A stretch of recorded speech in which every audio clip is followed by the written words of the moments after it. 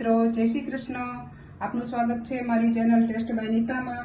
આજે આપણે બનાવીશું જુવારનો ટેસ્ટી અને હેલ્ધી નાસ્તો, જે ખૂબ જ સરળ રીતે બની જાય છે। ખાવામાં પણ સારો હોય છે, પચવામાં પણ સારો છે, નાના મોટા બધા ખાઈ શકે છે। ચાલો આપણે નાસ્તો બનાવવાની તૈયારી કરીએ। તેની માટે મેં 1 વાટકી જુવારનો કરકરો લોટ લઈ લીધો છે।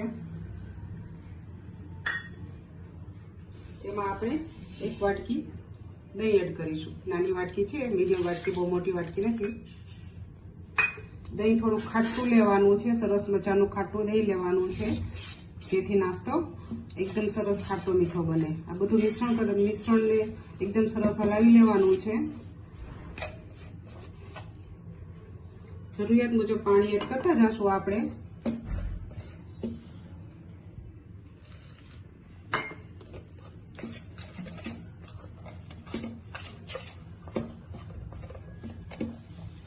બેટરને બહુ પતલું નથી કરવાનું, ઠીક જ રાખવાનું છે। ધીમે ધીમે હલાવી લેશું। થોડું પાણી એડ કરીશું। પાણીને ધીમે ધીમે એડ કરવાનું છે, જેથી કરીને બેટર છે એકદમ પતલું ન થઈ જાય। બેટર સરસ મિક્સ થઈ ગયું છે। હવે આપણે એને 10 મિનિટ માટે ઢાંકીને રહેવા દેશું। હવે આ બેટરમાં આપણે શાકભાજી મિક્સ કરવાના છે। બધા શાકભાજી મેં બારીક સમારીને લઈ લીધા છે। દૂધીને છીણીને લીધી છે, બારીક સમારેલી ડુંગળી છે, ગાજર છે, કોબી, કાકડી, બધા શાકભાજીને હવે આપણે બેટરમાં મિક્સ કરી દઈશું।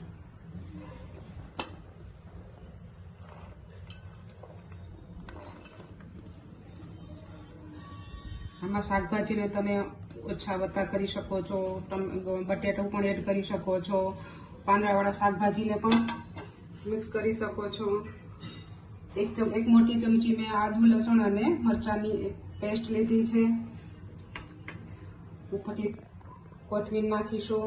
કોથમીરનું પ્રમાણ થોડું વધારે હોય તો બહુ સરસ લાગે છે, દેખાવ અને ટેસ્ટ પણ સારો લાગે છે। એમાં આપણે 1 ચમચી લાલ મરચું નાખીશું, 1 ચમચી ધાણા જીરું નાખીશું, અડધી ચમચી હળદર નાખીશું અને સ્વાદ અનુસાર મીઠું નાખીશું।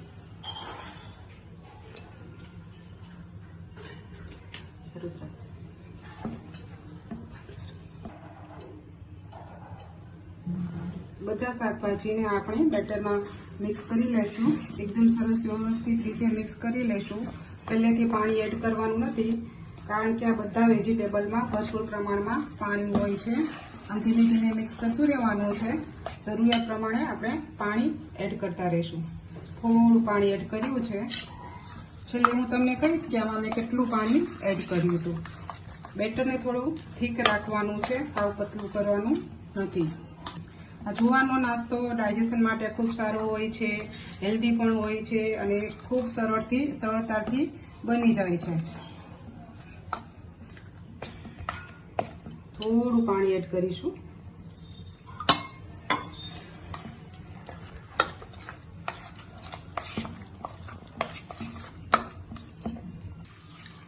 આપણું બેટર એકદમ સરસ મિક્સ થઈ ગયું છે। આટલું થીક રાખવાનું છે, આથી વધારે પાતળું કરવાનું નથી।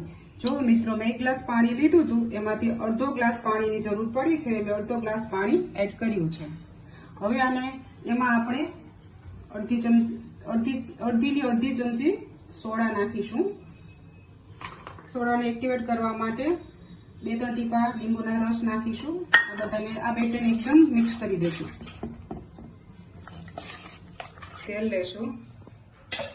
તેલને આમ થોડું ફેલાવી લેવાનું છે।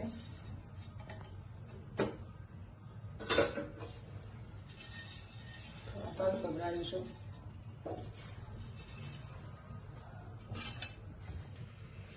તલ ફૂટી ગયા છે, હવે બેટરને ધીમે ધીમે કાઢી દઈશું।